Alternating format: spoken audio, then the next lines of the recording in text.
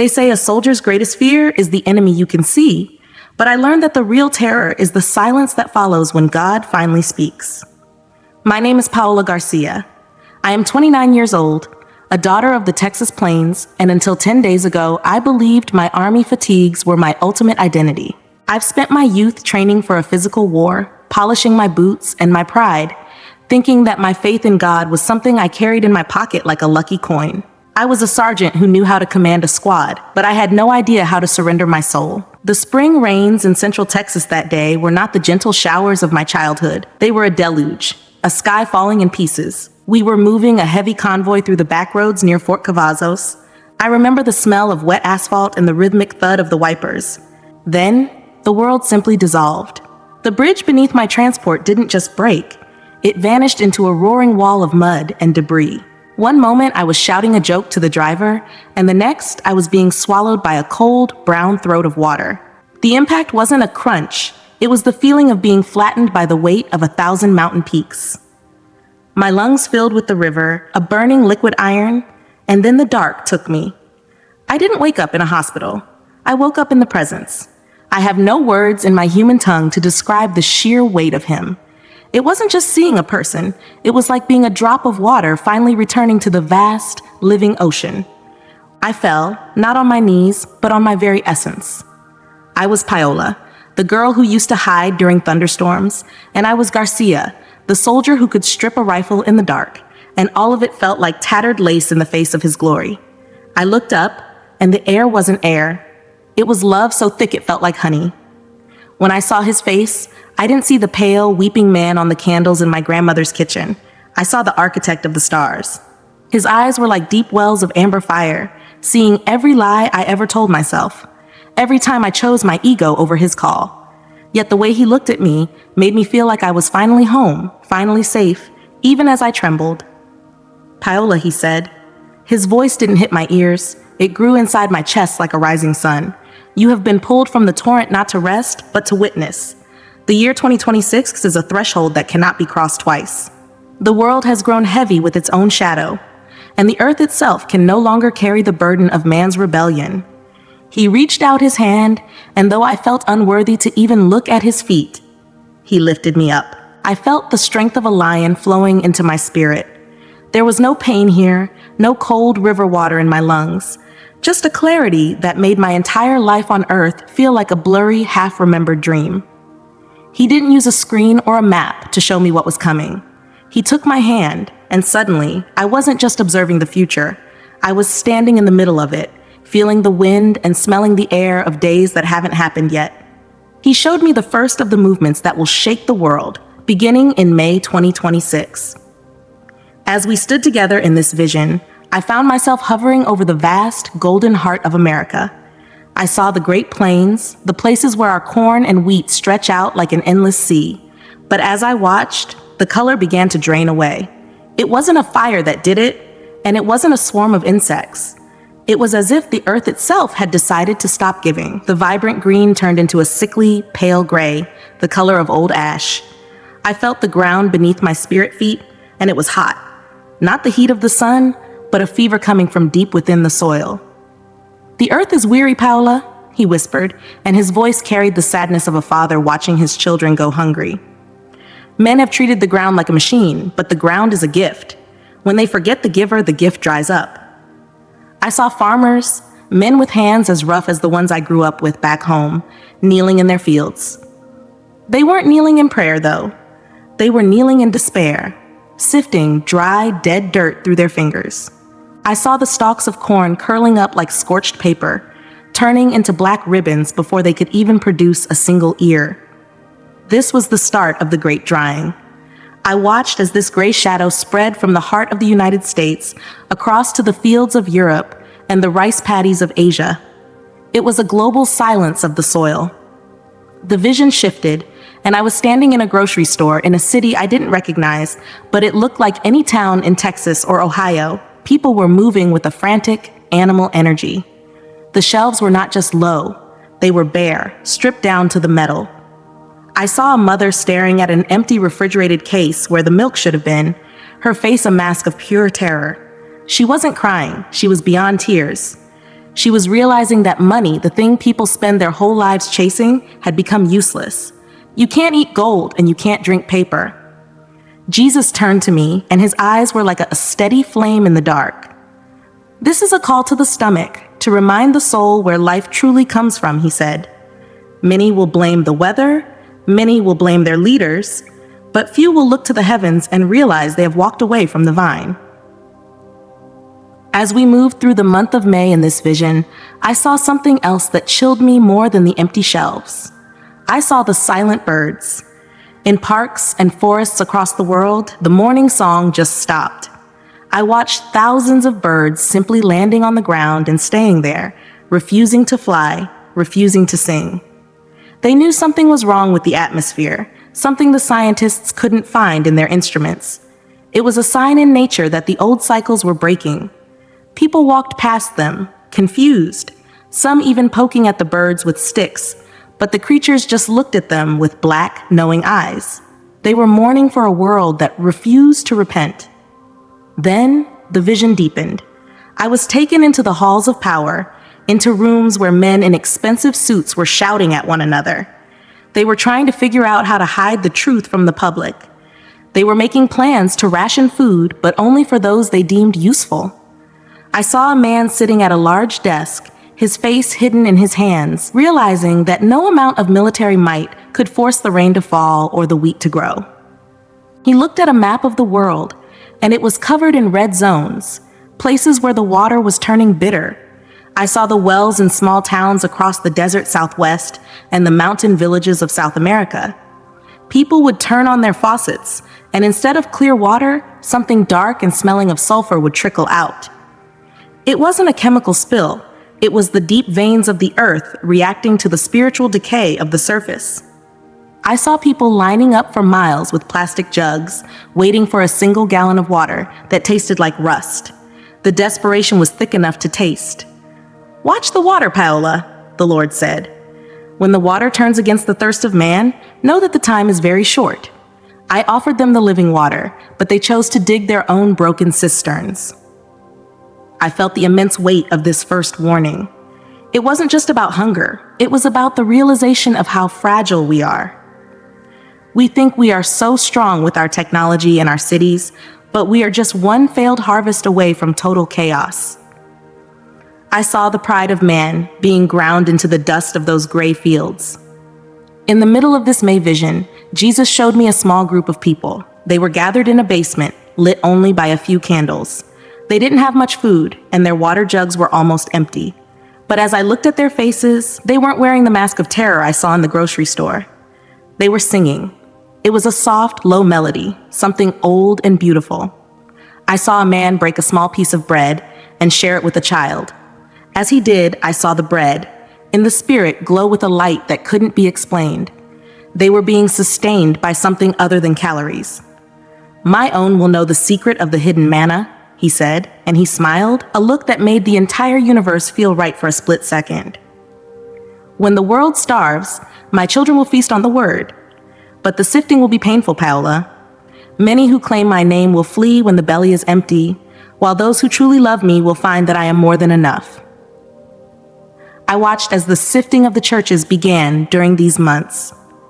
I saw grand cathedrals with gold-leafed ceilings where the preachers were telling people that everything was fine, that it was just a temporary cycle, that God wanted them to be wealthy and comfortable. As they spoke, I saw the walls of those buildings start to weep. It looked like red moisture seeping through the stone, a sign of the blood of the martyrs and the poor that had been ignored.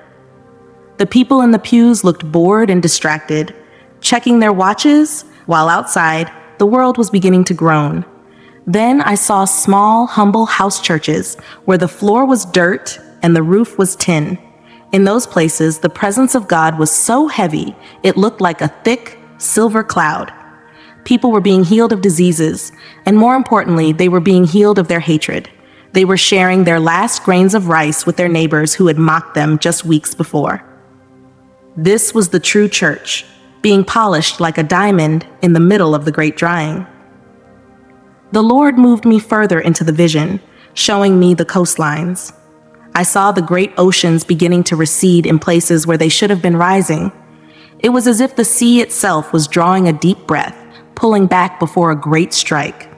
Sailors on massive cargo ships looked at their gauges in confusion as the depths beneath them changed in ways that didn't follow any logic. The fish were moving in massive, frantic schools, heading toward the deepest parts of the abyss, fleeing the surface world. "Everything in creation knows the time is near," Jesus said, his hand still holding mine, guiding me through the swirling images of a world in transition. Only man remains blind, thinking he can negotiate with the end of an age. I saw the beginning of a great migration. People from the dry lands started moving toward the mountains, carrying their lives on their backs. I saw the highways clogged with cars that had run out of fuel, left behind like the shells of dead insects. The silence of the plains was broken only by the sound of the wind, which now carried a strange metallic tang.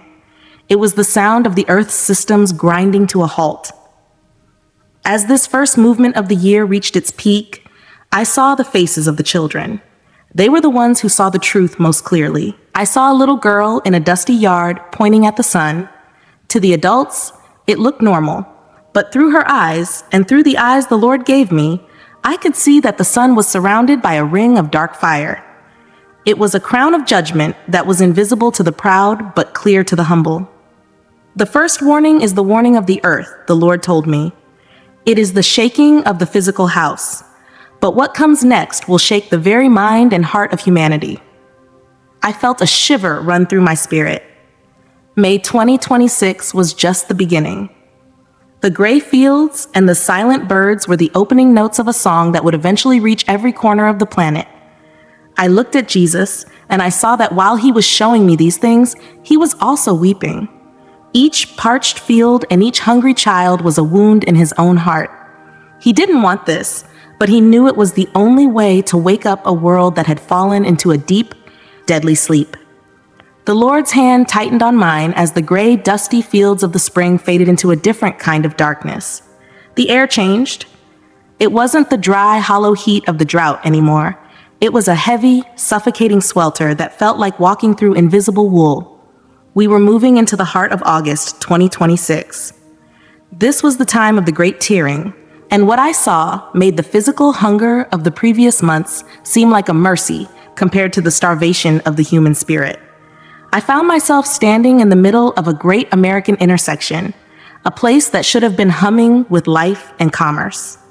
Instead, a strange, oily smoke was rising from the pavement. It didn't come from a fire or an engine. It was seeping out of the people themselves. I watched a man in a business suit walking down the sidewalk, and from his chest, a dark, jagged mist was billowing out, clouding his eyes. Everyone he passed reacted to it with their own burst of shadow. It was a spiritual smog, a thick haze born from the accumulated rage and bitterness of a world that had forgotten how to forgive. "Look at their hearts, Paola," Jesus said, and his voice was like a heavy bell tolling in a silent valley. "When the belly is empty and the ground is hard, the true nature of the soul rises to the surface. They have built their peace on the shifting sands of politics and pride. Now that the sand is blowing away, they have nothing to hold them together." I saw a neighborhood that looked just like the one I grew up in, with small yards and white fences, but an invisible line had been drawn down the center of the street. On one side, people were hoarding whatever they had left, clutching their possessions with white-knuckled desperation. On the other side, their neighbors were looking at them with eyes full of a sharp, cold hatred. I watched as a woman I knew, or someone who looked like a woman from my own church, picked up a stone. Her face wasn't the face of a neighbor. It was the face of a predator. She didn't throw it because she was hungry. She threw it because the spirit of division had become her master. The vision expanded, and I saw the great structures of law and order beginning to fray like old rope under a heavy load. I saw courtrooms where the judges sat in silence, their gavels made of glass that shattered the moment they touched the bench. The laws that had held society together for hundreds of years were becoming like dry leaves in a whirlwind. They had no power because the people no longer believed in the truth. I saw a man standing on a podium, shouting words that sounded like honey, but tasted like gall. He was telling the crowds that their neighbors were the reason for the drought, the reason for the hunger, the reason for their pain. And the people drank his words like thirsty animals. The enemy does not need a sword to destroy a nation, the Lord whispered. He only needs to convince the right hand that the left hand is its foe. This is the sifting of the foundations. Everything that is not built on the rock will be torn asunder in this hour. I saw the great disconnect. People were staring at their handheld devices, but the screens weren't showing the news or the weather. They were showing distorted mirrors of their own anger. I watched as a young man sat in his room, his face lit by the cold, blue light of a screen, his heart pumping that same dark smoke I had seen in the streets. He was being fed a diet of mockery and scorn. I saw the spirit of mockery flying over the cities like a great leathery bird, dropping seeds of cynicism into every mind that was open to it. People laughed at things that should have made them weep. They mocked the holy and celebrated the hollow. The vision shifted to a kitchen table. A father and a son were sitting across from each other. They should have been sharing a meal, even if it was just a few scraps. But between them was a chasm that looked 1,000 miles deep.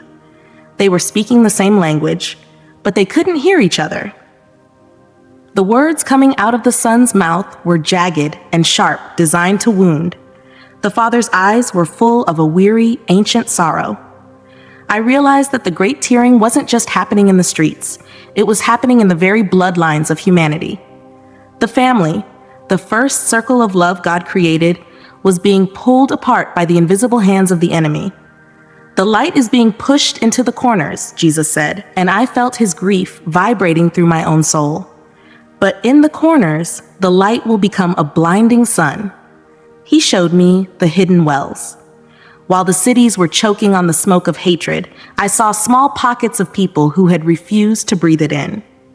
I saw a group of strangers in a park, people of different colors and different backgrounds, who had gathered around a single loaf of bread. They weren't arguing about who deserved it more. They were weeping over it together, thanking the Creator for the mercy of a single crumb. As they prayed, I saw a golden cord winding its way around them, tying them together in a way that no political movement or earthly law ever could. These were the gathered ones, the people who chose the way of the Lamb in the middle of the lion's roar. I saw a vision of a hospital during this August heat. The hallways were crowded, not just with the physically ill, but with people who had simply lost their minds to the pressure of the times. The doctors were wandering around, their white coats stained with the dust of the crumbling world, realizing that no medicine could cure a soul that had withered. But in one small room, I saw an old woman sitting by a bed. She was holding the hand of a dying man who had spent his life cursing her faith. She wasn't speaking. She was just radiating a quiet, silver light. That light was pushing back the dark smoke of the room, creating a sanctuary of peace that defied the chaos outside. This is the ministry of the end, the Lord told me. Not grand speeches or mighty armies, but the steady flame of a love that refuses to fail. This is what the world will crave when the smoke clears and they realize they have burned down their own houses. Then the Lord showed me the sound of the breaking. I heard a noise that sounded like 1,000,000 sheets of ice cracking at once. It was the sound of the social contract snapping. I saw the great cities of the world, New York, London, Paris, Tokyo, shivering as the people who kept the lights on and the water flowing simply walked away. They were tired of the hatred, tired of the lies. I saw the police and the soldiers standing in the streets, looking at their uniforms and realizing they were just cloth. They couldn't force people to be neighbors. They couldn't arrest a spirit of division. I saw a general, a man who reminded me of the officers I served under, taking off his stars and laying them on a pile of trash. He was realizing that his power was an illusion in the face of a spiritual storm. The vision moved to the schools. I saw the children sitting in classrooms where the teachers were silent. The textbooks were being burned in the courtyards, not by rebels, but by the children themselves. They were looking for something real, something that didn't change every time a new leader was chosen. I saw a 10-year-old boy stand up in a playground and start to recite the 23rd Psalm. He hadn't learned it from a book. It was being written on his heart in real time by the Holy Spirit. As he spoke, the other children gathered around him, and the dark smoke that was trying to enter their young hearts began to dissipate. The wisdom of the aged will fail, and the babes will lead them, Jesus said. I am stripping away the false teachers and the blind guides so that my voice can be heard without the static of man's ambition. I saw the great sifting of the pulpits. Many of the famous preachers who had spent years building empires in my name were suddenly silenced. Their voices became raspy and weak, and their followers wandered away, looking for something that could actually sustain them in the dark. I saw the preachers of the street, ordinary men and women who were standing on street corners, not shouting judgment, but offering a hand of mercy. They were the ones who were being given the words of life.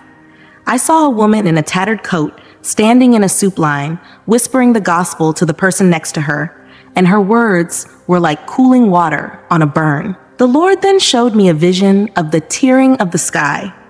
It wasn't the final shaking yet, but it was a precursor.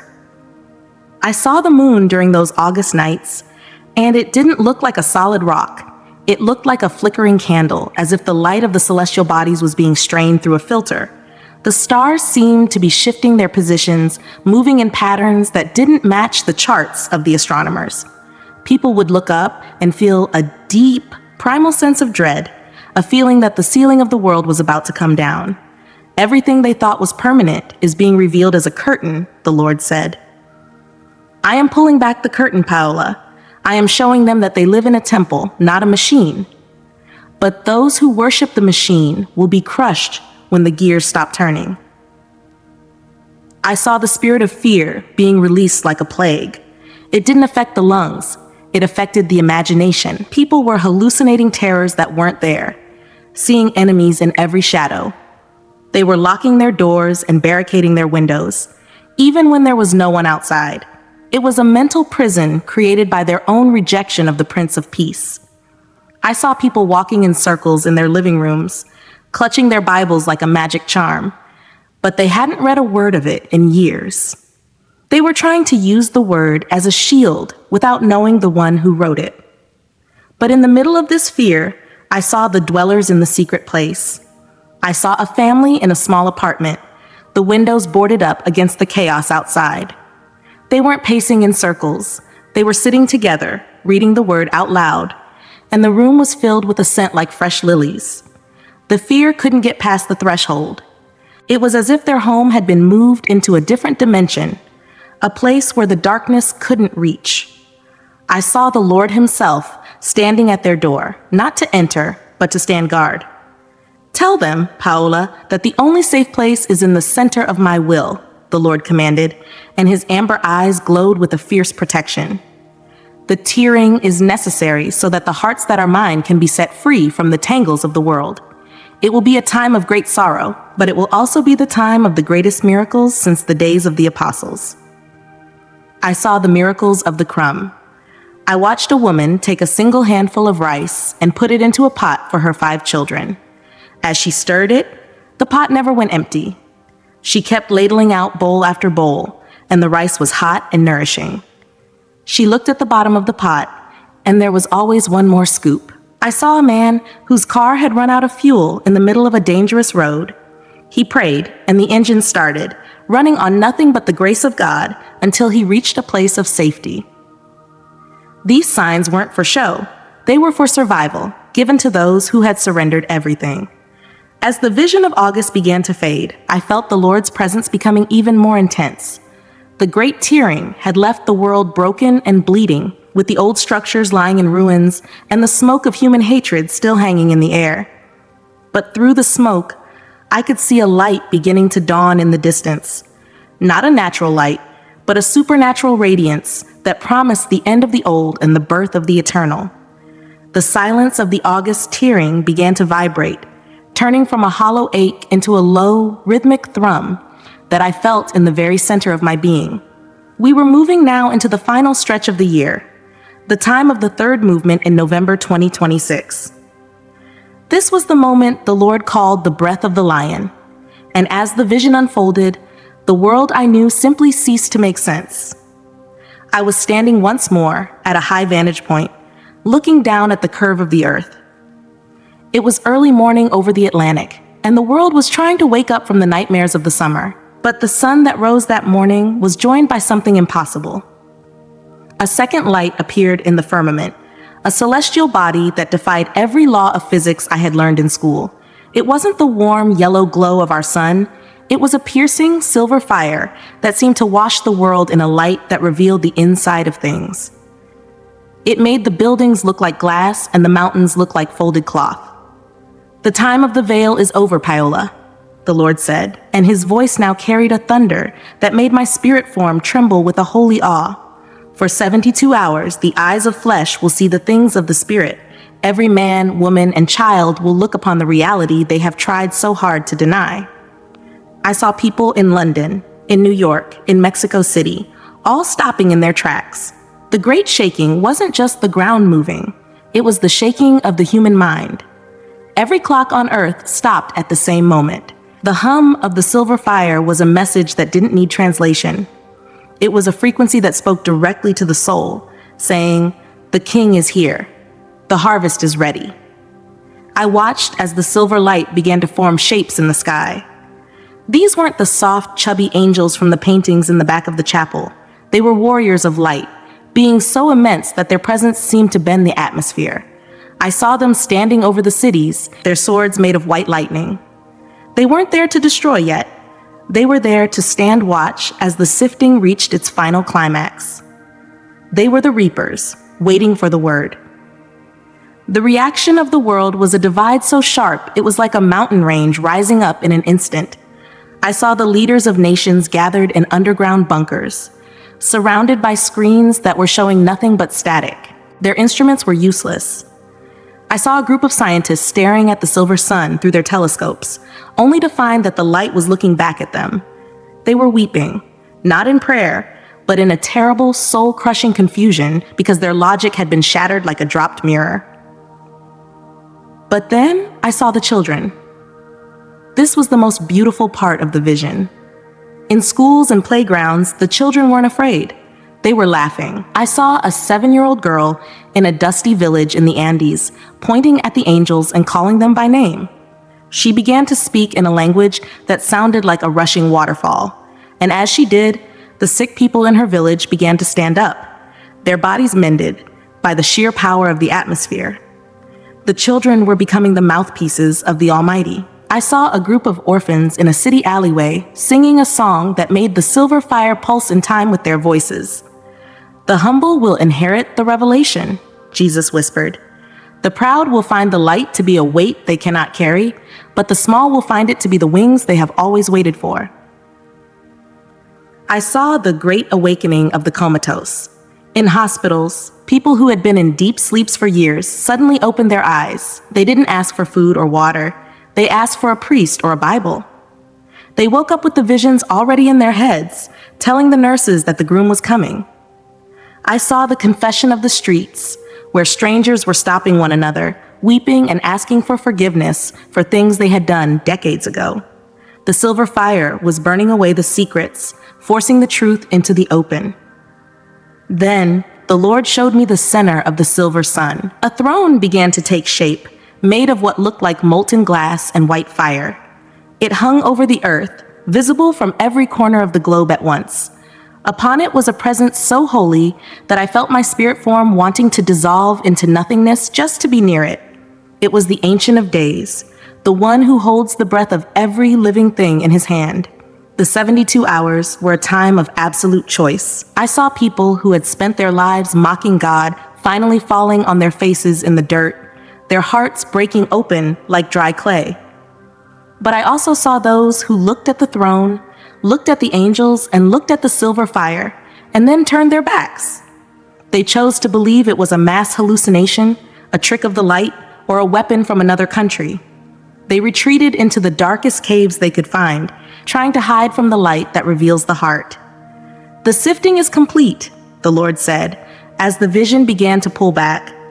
After the third movement, there is no more room for the lukewarm.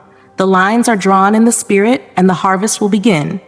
My own will be gathered, and the rest will remain to face the world they have chosen. The return to my body was like being slammed into a stone wall. I heard the frantic beeping of the monitors at Brooke Army Medical Center. I felt the cold air of the room and the sharp, metallic taste of the tubes in my mouth. I had been dead for 14 minutes.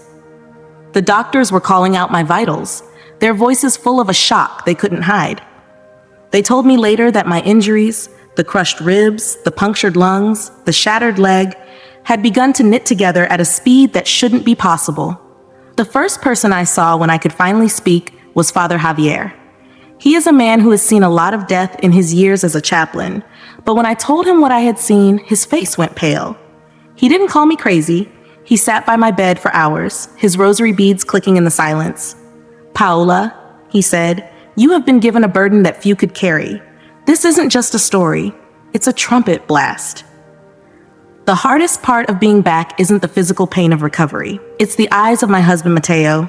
He is a man of the earth, a man who believes in what he can touch and see. When I told him that the fields would turn gray in May and the sky would shake in November, I saw the door to his heart slam shut. He looks at me like I am a stranger wearing his wife's face. He took Sophia and went to stay with his family, saying I need mental rest. It is a tearing of my own heart, a personal August, but I cannot recant. I saw the amber fire. I felt the lion's breath. I spent my life as a soldier, thinking I knew what it meant to serve. But now I know that my true uniform is my testimony. I was baptized again on a quiet morning, not because the first one didn't count, but because the woman who went under that water was the old Paola who lived for herself. The woman who came up is a watchman on the wall. I have no pulpit and I have no badge. I only have this voice and the urgency that burns in my bones like a fever. What I saw before Jesus on March 21st, 2026 was not a dream. It was not a symbol to be interpreted. They were scenes of the future, clear as if I were walking through them, and they are about to begin.